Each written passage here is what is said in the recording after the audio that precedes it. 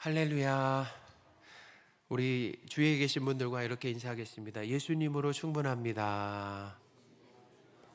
우리 다시 한번 인사할까요? 예수님으로 충분합니다. 진짜 복음, 가짜 복음이라는 제목으로 하나님의 말씀을 전해드리겠습니다. 가짜 뉴스에 대해서 들어보셨습니까? 가짜 뉴스는 우리나라의 심각한 사회 문제입니다. 가짜 뉴스는 90% 사실에다가 10%이 거짓을 섞어서 마치 사실인 것처럼 보도하는 거짓 뉴스입니다. 또 어떤 경우에는 100% 거짓되고 근거 없는 이런 내용으로 진짜인 것처럼 보도하기도 한다라는 거예요. 최근에 그 유튜브에 가수 홍서범 66세 나이로 사망이라고 하는 제목의 영상이 올라왔는데요. 아마 홍서범 씨 그리고 아내가 누굽니까? 예, 조갑경. 그래서 이렇게 우리 젊은 분들은 잘 모르실 수 있는데 하여튼 유명한 가수였다. 그러니까 70년, 80년, 90년대 유명한 가수분이었다라고 생각하시면 되겠습니다. 홍서범 씨가 66세로 이 나이로 사망했다라고 하는 그 영상이 올라왔는데요. 홍서범 씨는 시퍼렇게 살아 있습니다. 그러니까 이제 뭐냐면 가짜 뉴스죠. 이 거짓과 이 조작이 판치는 세상에서 사실과 진짜를 분별하는 것은 점점 더 어려워지고 있다라는 거예요. 가짜 뉴스로 인해서 피해와 고통을 호소하는 사람들이 점점 더 늘어가고 있다라는 것입니다. 오늘 성경 본문에 보면은 안디옥 교회 내에 가짜 복음이 퍼지고 있었다라는 거예요. 자, 어떤 복음이 퍼지고 있었다고요? 진짜 복음이 아니라 가짜 복음이 퍼지고 있었다라는 거예요. 이 가짜 뉴스와 가짜 복음이라고 하는 것은 가짜 뉴스하고는 비교가 안 되는, 그러니까 어떤 일이 일어나냐면 이 가짜 복음은 교회가 무너질 수 있는 큰 위협이었다라는 것입니다. 그 교회 자체가 무너질 수 있는 큰 위협이 가짜 복음이었다라는 거죠. 그러니까 죄인이 구원받는 것에 대한 잘못된 가르침이었다라는 거예요. 그러니까 죄인이 구원받는 데 있어서 잘못된 가르침이 퍼졌습니다. 그러니까 유대에서 어떤 사람이 안디옥 교회에 왔다라고 이렇게 기록하고 있는데, 그들은 이 성도들에게 모세의 율법을 따라서 할례를 받지 않으면 구원을 받을 수 없다라고 가르쳤다라는 거예요. 1절입니다. 우리 같이 한번 읽어보겠습니다. 어떤 사람들이 유대로부터 내려와서 형제들을 가르치되 너희가 모세의 법대로 할례를 받지 아니하면 능히 구원을 받지 못하리라 하니. 아멘. 이 바울과 바나바는 소아시아 중심으로 해서 이 유대인과 그리고 이방인에게 예수님의 십자가 죽음과 부활을 전했습니다. 예수님을 하나님과 구원자로 믿는 사람들은 죄사함을 받게 되고 또 하나님의 자녀가 되는 구원을 얻는다라는 것을 전했다라는 거예요. 바울이 전한 예수 복음을 듣고 구원을 받은 사람들이 셀 수 없이 많아졌습니다. 곳곳마다 교회가 세워졌다라는 거예요. 1차 전도 여행을 끝낸 바울도 하나님께서 이방인들에게 어떤 문을 여셨다라고 하셨습니까? 믿음의 문을 여셨다라고 안디옥 교회에 보고했다라는 거예요. 사도행전 14장 27절입니다. 그들이 이르러 교회를 모아 하나님이 함께 행하신 모든 일과 이방인들에게 믿음의 문을 여신 것을 보고하고. 아멘. 바울이 이 유대인과 이방인에게 전한 이 복음의 핵심이 있습니다. 복음의 핵심이에요. 그 핵심은 뭐냐면 이 모세의 율법을 지킴으로 죄인이 의롭게 되는 게 아니다라는 것을 설교했어요. 그리고 또 예수님을 하나님과 구원자로 믿음으로 의롭게 되고 구원받는다라고 하는 내용이었습니다. 그러니까 죄와 사망에서 구원을 받는 거잖아요. 구원받는 것은 사람의 이런 행위와 공로로 되는 것이 아니다라는 거예요. 그러니까 하나님의 은혜로 되는 것이다. 하나님의 은혜로 예수님을 하나님과 구원자로 믿음으로 구원받는다라는 거예요. 그러니까 하나님이 은혜를 주셔야 예수님을 누구로 믿는 것입니까? 하나님과 구원자로 믿게 된다라는 것입니다. 그러니까 사람의 선한 행위를 쌓아서 노력해서 공로로 그래서 구원을 받는 것이 아니다. 구원은 획득하는 것이 아니다라는 거죠. 예수님을 믿음으로 구원받는다라고 하는 것은 바울이 비시디아 안디옥에서 설교하면서 강조했던 핵심 내용이다라는 거예요. 사도행전 13장 39절인데요. 우리 같이 한번 읽어보겠습니다. 또 모세의 율법으로 너희가 의롭다 하심을 얻지 못하던 모든 일에도 이 사람을 힘입어 믿는 자마다 의롭다 하심을 얻는 이것이라. 아멘. 비시디아 안디옥에서 설교했더라. 이 내용으로 설교를 했다라는 거예요. 그 안디옥 교회에서 유대인 그리고 이방인들에게 이런 내용으로 설교했다라는 거예요. 바울은 이 죄인이 구원을 얻는데 예수님을 믿는 것으로 충분하다라고 가르쳤습니다. 예수님을 믿는 것으로 충분하다. 그래서 바울은 이방인 전도를 하면서 할례를 행하지 않았다는 이방인들에게. 왜냐하면 뭐로만 충분했어요? 예수님을 믿는 것으로 충분했기 때문에 할례를 행하지 않았다라는 거죠. 그런데 이 안디옥 교회 안에 구원받는 방법에 있어서 잘못된 가르침이 퍼지고 있었다. 안디옥 교회가 세워진 것도 뭐예요? 예수 그리스도를 믿음으로 안디옥 교회가 세워졌잖아요. 근데 그렇게 세워진 교회에 잘못된 가르침이 퍼졌어. 예수님으로만은 안 된다. 뭐가 있어야 된다고요? 이 할례가 있어야 된다라고 하는 거죠. 예수님을 믿고 할례와 율법도 지켜야 구원받는다라고 하는 것은 이제 가짜 복음이다라는 것입니다. 가짜 복음. 예루살렘의 그 유대인 성도들도 이런 잘못된 생각과 믿음을 가지고 있었다라는 것입니다. 자, 어디의 성도들도요? 예루살렘 교회 성도들도 이런 잘못된 믿음을 가지고 있었다라는 거예요. 그러니까 어떻게 알 수 있냐면 이제 이 바울과 바나바가 구원받는데 할례가 필요하다라고 주장하는 이 사람들과 이제 논쟁을 하는 거죠. 그러니까 그냥 자시하는 것이 아니라 어떻게 하냐면 격렬하게 그냥 논쟁하며 다투기까지 했다라는 거예요. 이건 아주 중요한 거니까. 이거는 중요하기 때문에 그냥 두고만 볼 수가 없었다라는 거예요. 근데도 설득이 일어나지 않았어요. 그래서 안디옥 교회는 어떻게 이제 대처했습니까? 이 바울과 바나바를 그러면 예루살렘 교회에 우리가 보내서 예루살렘 교회의 입장을 한번 우리가 들어보자라고 바울과 바나바를 어디에 파송했습니까? 예루살렘 교회에 파송했다라는 거예요. 그 거리가 얼마나 돼요? 대략 한 400km가 넘어요. 그러니까 여기서 어디 거리냐면 어디라고 말씀드렸습니까? 부산. 여기서부터 또 부산을까지 파송을 하는 거예요.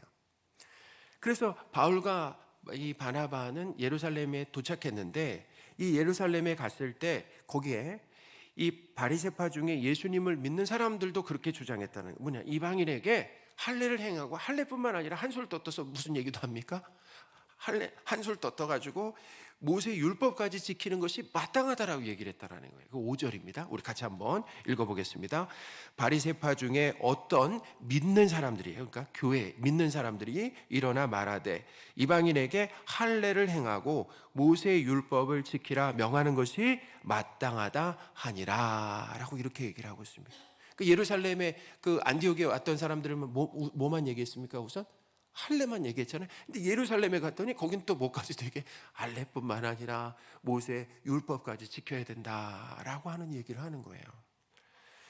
자, 구원을 받는데 우선 예수님을 믿고 이 할례와 율법까지 지켜야 한다라고 하는 것은 죄인이 구원을 받는데 사람의 선한 행위와 노력이 추가되어야 한다라고 하는 이게 잘못된 가르침이라는 거예요. 잘못된 가르침이죠. 그러니까 이단적인 가르침이다라는 거예요. 성경은 구원을 얻는데 사람이 할 수 있는 것은 아무것도 없다라고 가르쳐 줍니다. 사람이 할 수 있는 것은 아무것도 없다. 그러니까 사람은 그래요. 사람은 죄를 지을 수 있는 능력은 있습니다. 그렇죠? 근데 죄를 지을 수 있는 능력은 있지만 죄를 해결할 수는 없다라는 거예요. 죄를 지을 수는 있는데 죄는 해결하지 못한다라는 거예요. 마치 이런 것 같아요. 우리 어린 자녀가 놀다가 남의 유리창을 깼어요. 그러면은 해결할 수 있습니까? 해결이 뭐예요? 유리창을 바꿔주는 건데 돈이 어디 있어요? 그 해결은 누가 하는 겁니까? 부모님이 하는 거예요. 그것과 마찬가지라니까. 죄는 지는데 죄에 대해서 해결할 수가 없다라는 거예요. 우리가 지은 죄를 지울 수가 없어요. 선행으로, 사람들은 간혹 그러잖아요. 선행으로 자기의 과오를 덮으려고 하는데 덮어집니까? 덮어지지 않습니까? 덮어지지 않는다, 지워지지 않는다라고 이렇게 얘기하잖아요. 심지어 성경은 뭐로 씻어도 안 된다고 얘기합니까? 비누로 씻어도, 성경이 그런 얘기예요. 비누로 씻어도 죄가 씻어지지 않는다라고 이렇게 이야기를 하잖아요. 우리는 죄짓고, 그러니까 우리는 죄짓고 해결은 누가 하시는 겁니까? 하나님과 예수님과 성령님이 하신다라고 하는 것을 믿으시기 바랍니다. 그러니까 그런 죄를 지었어요. 그 죄를 지었으면 우리가 책임을 져야 되는데 책임을 누가 지신다고요? 예수님이 지셨다라는 거예요. 십자가에서 예수님이 책임지셨다라는 거예요. 그 책임이 무엇입니까? 십자가에서 죽으셨다라는 거예요. 그만큼 우리의 죄는 너무나 크다라는 것입니다. 작지가 않아요. 하나님을 거역해서 내 마음대로 살아가는 죄, 그것이 얼마나 큰지, 예수님께서, 하나님이신 예수님께서 십자가에서 죽으실 만큼이나 그 죄가 크다라고 하는 것인데, 예수님은 자기의 생명을 들여서 우리의 죄를 책임져 주셨다라는 거예요. 할렐루야. 하나님은 예수님의 십자가 그 죽음, 우리 대신한 그 죽음을 인정해 주셨어요. 그래서 예수님 덕분에 우리의 죄를 어떻게 하신 겁니까? 용서해 주시고 하나님의 자녀로 삼아 주셨다라는 거죠. 하나님께서 예수 그리스도의 이 십자가 부활로 이루신 구원이라고 하는 것은 완벽합니다. 완벽하기 때문에 사람이 힘을 보탤 필요가 전혀 없다라는 거예요. 하나님은 세상을 창조하실 때 며칠 동안 창조하셨습니까? 이 며칠 동안 창조하셨어요? 엿새 동안 창조하셨잖아요. 그럼 창조 동안 사람의 도움을 받으셨습니까? 홀로 창조하셨습니까? 홀로 창조하셨다는, 이게 정말 중요해요. 그리고 창조하시고 뭐라고 말씀하셨어요? 보시기에 좋았더라, 심히 좋았더라, 이렇게 말씀하셨습니다. 그러니까 보시기에 하나님이 좋았더라고 하시는 건 이거예요. 딱 보니까 하나님 딱 창조하시고 보니까 거기에 보태거나 뺄 것이 없는 상황이다라는 거예요. 보태거나 뺄 것이 없는 상황이다라는 거죠. 완벽하다라는 뜻입니다. 창세기 1장 31절입니다. 같이 읽겠습니다. 하나님이 지으신 그 모든 것을 보시니 보시기에 심히 좋았더라. 저녁이 되고 아침이 되니 여섯째 날이니라. 아멘. 그러니까 사람을 언제 창조하셨다고요? 6일째 마지막에 창조하신 것도 그런 거예요. 그걸 통해서 가르쳐 주시는 게 뭐냐? 자, 6일 마지막에 창조하셨다. 그것을 통해서도 사람은 하나님의 창조에 보탤 것이 있다라는 거예요, 없다라는 거예요? 창조에 보탤 것이 없다라는 거죠. 그걸 가르쳐 준 거예요. 이 하나님의 창조나 하나님의 구원이나 하나님은 사람의 도움을 받으실 필요가 없다라는 거죠. 사람은 하나님의 창조와 구원을 도와드릴 수도 없다라는 것입니다. 그런 능력이 사람에게는 없다라는 거예요. 사람은 이런 거죠. 하나님이 율법을 주셨잖아요. 그러면 율법은 분명하게 얘기합니다. 지키면 의롭게 된다고. 그걸 분명하게 가르쳐, 지키면 의롭게 된다고 가르쳐줘요. 근데 문제는 무엇입니까? 지킬 수 없다라는 게 문제. 지키면 뭐예요? 의롭게 된다라고 분명히 성경이 그렇게 가르쳐줘요. 그게 방법이에요. 그런데 지킬 수 있습니까? 없습니까? 지킬 수 없다라고 하는 것이 문제죠. 사람은 하나님께서 요구하시는 것에 100% 순종할 수가 없습니다. 우리에게서 어쩌면 선하고 의롭다라는 행동이 나와도 하나님 보실 때는 뭐예요? 어떻게 보면 더러운 옷과 같다라고 했어요. 이런 거 있잖아요. 우리가 자녀가 자기 방 정리하고 청소했다고 가보니까 어때요? 이게 청소를 한 건가? 우리 기준에서 보면 다르잖아요. 마찬가지예요. 우리가 살아갈 때 의롭고 선하다라고 생각했는데 하나님 보실 땐 뭐라고요? 다 부정한 자고 불의하고 더러운 옷과 같다라고 얘기하셨어요. 이사야 64장 6절인데요. 같이 한번 읽어보겠습니다. 무릇 우리는 다 부정한 자 같아서 우리의 의는 다 더러운 옷 같으며 우리는 다 잎사귀 같이 시들므로 우리의 죄악이 바람같이 우리를 몰아가나이다. 아멘. 목사님, 여기 좀 조금 하울링이 나는 것 같은데 우리가 한번 생각해 보세요. 이런 거예요. 우리가 헌신하고 봉사했다고 생각해 보십시오. 그리고 거금에 헌금을 드렸다고 생각해 보세요. 그러면 그 동기가 무엇입니까? 우리가 다른 사람들보다 헌신하고 봉사를 했습니다. 헌금을 드렸어요. 그 동기를 보면 어떤 경우 이럴 수 있어요. 내가 좋아서 했어요. 내가 좋아서 한 거예요. 또 어떤 경우는 이거예요. 인정받고 싶어서 한 거예요. 사람들에게 인정받고 나를 드러내기 위해서 한 거예요. 어떤 경우에 보니까 또 이런 경우도 있습니다. 체면 때문에 한 거예요. 체면 때문에 했다라는 거죠. 그러니까 사람들은 사실 동기는 볼 수가 없습니다. 우리는 동기는 볼 수 없어요. 선한 행위를 하는데 그 동기가, 자 보십시오. 지금도 우리가 산불이 일어나서 지금 이제 엄청난 피해 가운데 사람들이 모금을 하고 있어요. 근데 이 모금은 예수님 믿는 사람보다 어떻게 보면 예수님 믿지 않는 사람이 더 열심히 하고 거액의 이런 모금액이 걷어졌는데, 보세요. 사람들도 선한 일을 하잖아. 근데 성경은 뭐라고 얘기하냐? 하나님을 떠나서 하는 선한 일이라는 것은 하나님 보실 때 그거는 선한 것이 아니다, 죄다라고 얘기하신다라는. 뭐라고요? 하나님을 떠나서 하는 선한 일도 뭐라고요? 그것은 죄다라는 거예요. 우리는 그런 시각이 있어요. 성경이 그걸 우리에게 가르쳐 준다라는 것입니다. 그러니까 사람은, 성경이 그러잖아요. 의인은 하나도 없다라고 얘기하잖아요. 세상에 의인은 하나도 없다. 로마서가 그렇게 얘기하잖아요. 3장에서 의인은 하나도 없다. 그리고 로마서 3장 23절에 뭐라고 얘기합니까? 모든 사람이 죄를 범했다라고 기록하고 있잖아요. 사람은 불의하기 때문에 율법을 온전히 지킬 수가 없다라는 것입니다. 그러니까 우리가 율법을 지킴으로 구원을 받을 수 있습니까? 없습니까? 없다라는 거예요. 그건 사람이 할 수 있는 것이 아니다라는 거죠. 이 유대인 중에 예수님을 믿는 이 사람이 할례와 구원 지킴이, 율법 지킴이 구원의 조건이 된다라고 하는 이 가르침은 사실 구약 성경을 봐도, 이 구약 가르침을 봐도 잘못되었다라는, 구약 성경을 봐도 잘못되었다는 거죠. 자, 한번 보세요. 이 구약의 할례라고 하는 것은 누구부터 시작됐습니까? 아브라함부터 시작됐어요. 아브라함이 할례를 받았잖아요. 이 할례라고 하는 것은 남자의 이 생식기의 그 표피의 일부를 자르는 것을 할례라고 합니다. 아브라함은 창세기 15장에서 하나님을 믿고 의롭게 되었습니다.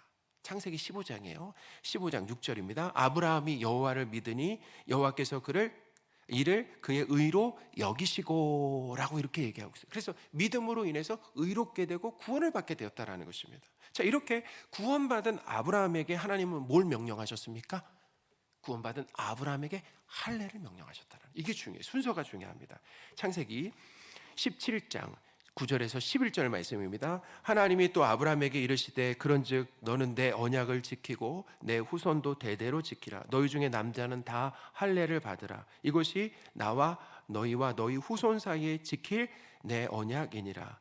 너희는 표피를 베어라. 이것이 나와 너희 사이에 언약의 표징이니라. 아멘. 언약의 표징이라는 게 중요해요. 그러니까 뭐냐면 하나님은 아브라함에게 할례를 받으면은 구원을 주신다라고 말씀하지 않으셨다. 야, 할례를 받으면 내가 구원을 줄게, 말씀하지 않으셨다라는 거예요.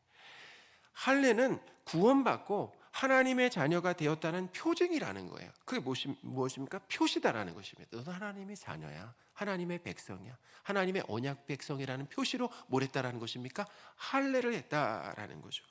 그러니까 순서가 중요한데요. 먼저 구원, 그리고 무엇입니까? 할례다라는 것을 구약 성경은 분명하게 가르쳐 준다라는 거예요. 그러니까 그 당시 유대인들의 주장은 뭐예요? 그게 옳은 것입니까? 틀린 것입니까? 틀렸다라는 거죠. 그리고 모세 율법을 지킴으로 구원받는다라고 하는 내용도 틀리다라는 거예요. 이스라엘 백성이 하나님의 도움으로 이 애굽의 종살이에서 벗어나게 되었습니다. 출애굽이잖아요. 그래서 출애굽은 이 성도의 구원을 상징하는 그런 사건이라는 거예요. 자, 출애굽이 뭘 상징한다고요? 성도의 구원을 상징하는 사건이 바로 출애굽이다라는 거예요. 그 출애굽한 이스라엘 백성은 광야 시내산에서 모세를 통해 뭘 받았습니까? 바로 율법을 받았다라는 거예요. 율법을 받았죠. 그 율법을 주실 때 뭐예요? 출애굽한 다음이라는 거예요. 그러니까 구원받은 다음이다라는, 하나님의 백성이 된 다음에 뭘 주셨다고요? 율법을 주셨다라는 거죠. 그러니까 율법을 지킴으로 구원을 주시는 것이 아니다라는 것입니다. 구원받은 백성에게 하나님 백성답게 살라고 뭘 주신 거예요? 율법을 주셨다라는 거예요. 하나님이 이스라엘 백성에게 십계명을 주실 때 보세요. 십계명을 주실 때도 하나님이 이미 이스라엘 백성의 하나님이시다라는 걸 밝혀. 난 내 하나님이라는 걸 밝히세요. 그러면 어떤 의미입니까? 반대로 이스라엘 백성 누구의 백성이라는 거예요? 하나님의 백성이라는 거죠. 그런 백성에게 뭘 주셨다고요? 십계명을 주셨다라는 거예요. 출애굽기 20장 1절부터 3절 말씀입니다. 이제 십계명 주시기 전에 서론에 해당하는 부분인데 어떤 얘기를 하시는가? 그러니까 구원받은 자에게 뭘 주신다고요? 십계명을 주신다라는 그런 내용이에요. 자, 같이 한번 읽어보겠습니다. 하나님이 이 모든 말씀으로 말씀하여 이르시되 나는 너를 애굽 땅 종되었던 집에서 인도하여 낸 내 하나님 여호와니라. 그리고 3절입니다. 너는 나 외에는 다른 신들을 내게 두지 말라. 아멘. 구원받은 자들에게 십계명을 주셨다라는 거예요. 저거 십계명 지킴으로 인해서 구원을 주신다라는 얘기를 하신 적이 없죠. 하나님께서 사랑하시는 성도 여러분, 죄와 사망에서 구원받는 것은 예수님을 하나님과 구원자로 믿는 것으로 충분하다라는 것입니다. 그것으로 충분하다. 우리 사도행전 4장 12절 말씀도 볼까요? 같이 한번 읽어보겠습니다. 다른 이로서는 구원을 받을 수 없나니 천하 사람 중에 구원을 받을 만한 다른 이름을 우리에게 주신 일이 없음이라 하였더라. 아멘. 예수님을 하나님과 구원자로 믿는 것이 구원의 유일한 조건이다. 다른 조건은 없어요. 하나님이 다른 조건을 제시하지 않으셨다라는 거예요. 그리고 제시하셔도 우리가 해낼 수 있습니까? 없습니까? 할 수가 없다라는 거예요. 우리는 구원 얻는 데 있어서 무능하다라는 것입니다. 죄는 지을 수 있어도 죄를 해결하지 못해요. 구원을 얻는 데 있어서 우리는 어때요? 무능하다라는 걸 인정하는 거예요. 근데 사람들이 이렇게 무능하다는 걸 인정을 안 해요. 그래도 나도 구원에 뭐예요? 조금이라도 보탤 수 있다라는 생각을 하는 겁니다. 그게 죄예요. 바로 죄입니다. 그러니까 뭐 할례를 해서 율법을 지켜서 오늘날로 말하면 이런 거예요. 주의를 지켜서 아니면 뭐예요? 새벽 예배를 드려서 헌금을 드려서 봉사하고 헌신해서 술을 끊고 담배를 끊어서 내가 구원을 받겠다라는 생각이 혹시 교회 내에 있습니까? 그건 잘못된 생각이라는 거예요. 구원받은 자들이 교회를 다니면서 자연스럽게 뭐예요?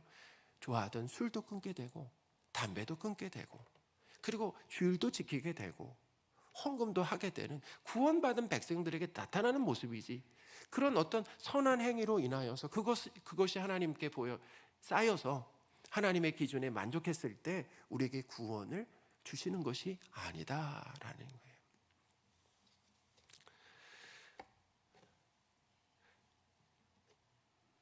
오늘날 우리가 살아가는 세상에도 가짜 복음과 거짓 복음이 이렇게 성행하고 있다는 것입니다. 정말 이단적인 가르침이죠. 대부분 다른 종교들이 가르치는 행위 구원을 가르치잖아요. 다 행위 구원입니다. 은혜로 구원받는 게 아니라 하나님의 선물로 구원받는 게 아니라 어떻게 해요? 정말 하나님도 놀랄 만한 행위를 내놓아야 된다는 거예요. 적어도 다른 사람보다 더 어떻게 해요? 대단한 훌륭한 그런 행위가 있어야 된다는 것입니다. 잘못된 가르침, 성경은 그렇게 가르치지 않아요. 죄인이 구원받는 유일한 길은 사람의 선행, 노력, 공로가 아닙니다. 하나님의 은혜라는 거예요. 하나님의 은혜 선물이라고 하는 것입니다. 가장 큰 선물 있잖아요.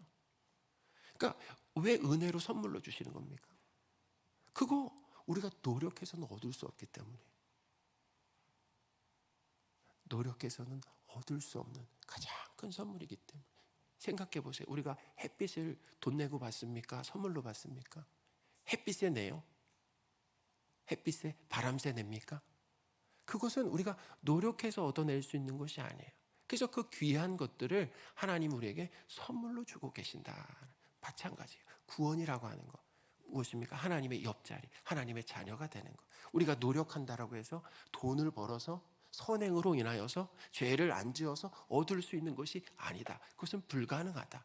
하나님이 곁을 내어주셔야만, 하나님이 불러주셔야만, 하나님이 선물로 주셔야만 어떻게 해요? 우리가 하나님의 자녀가 될 수 있다라는 것입니다.